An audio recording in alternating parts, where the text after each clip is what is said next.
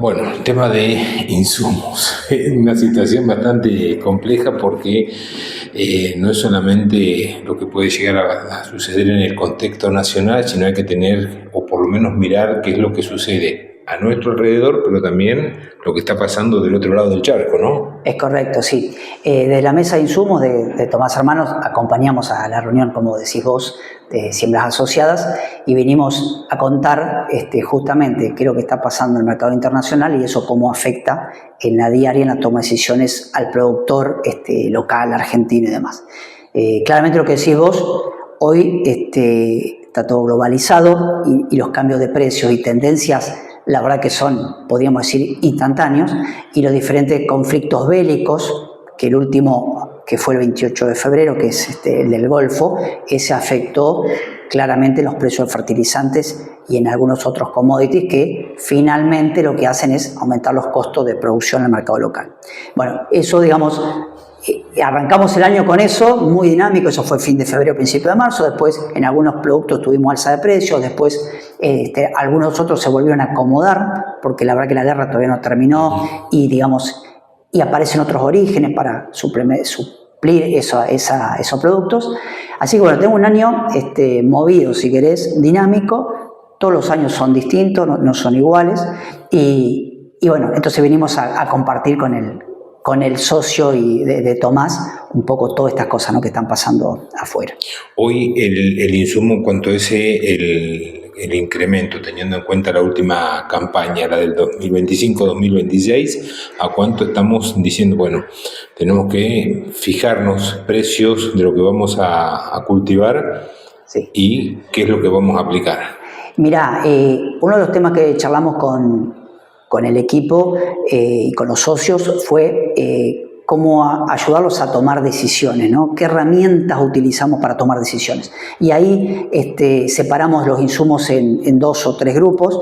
Tenemos los fertilizantes, que en los cultivos de trigo y maíz es donde mayor peso tiene en el margen bruto, en la toma de decisiones, y por ahí en una soja la participación del fertilizante es menor. Pero hablando de las gramíneas, que es trigo y maíz, el peso de fertilizante, y respecto a esto que conté, de los conflictos bélicos que venimos escuchando y que suceden en el Golfo Árabe, hicieron que la urea para trigo la pagamos, depende del momento, 30-40% más que el año pasado, y el fósforo, que es el otro fertilizante que utilizamos, en líneas generales está, si queremos, un 10% arriba en promedio respecto a la campaña anterior. O sea, ¿tuvimos un aumento de costo de los fertilizantes? Sí, correcto, tanto en trigo como lo vamos a tener ahora para el cultivo de maíz, le llamamos nosotros eso lo vamos en gramíneas.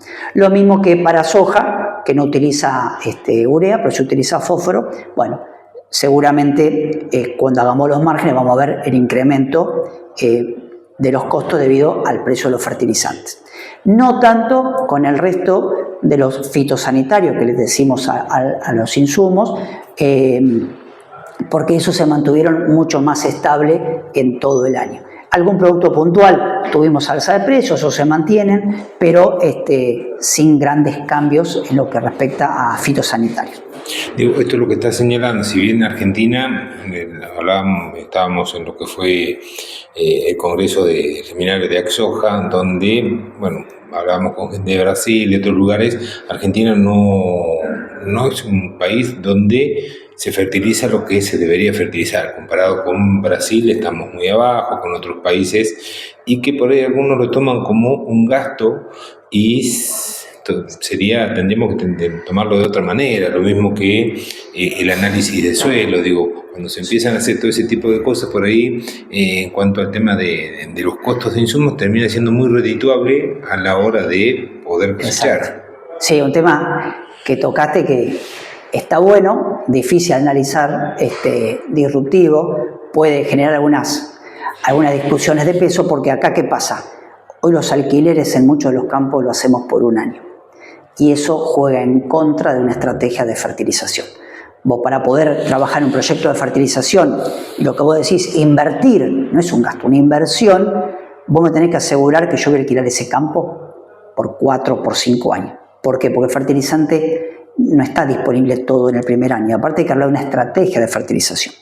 Entonces, hoy tenemos que cambiar o trabajar en el tema de la renovación de alquileres y hablar de otra manera.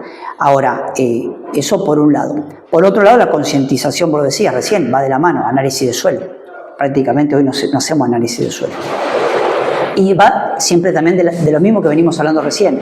¿Por qué? Porque no haber un proyecto de fertilización a largo plazo, tener un campo que lo pueda trabajar, rotar y trabajar de la manera que del proyecto tengo en mente, bueno, al utilizarlo por un año en alquiler, bueno, nadie arriesga demasiado. Entonces, ¿qué hacemos? Lamentablemente se fertiliza con lo justo para ese cultivo y, como bien decís vos, si tuviésemos esa oportunidad, el potencial, el cultivo lo tiene. Simplemente es un tema para mí más de discusión global del tema de renovación de alquileres y plazos.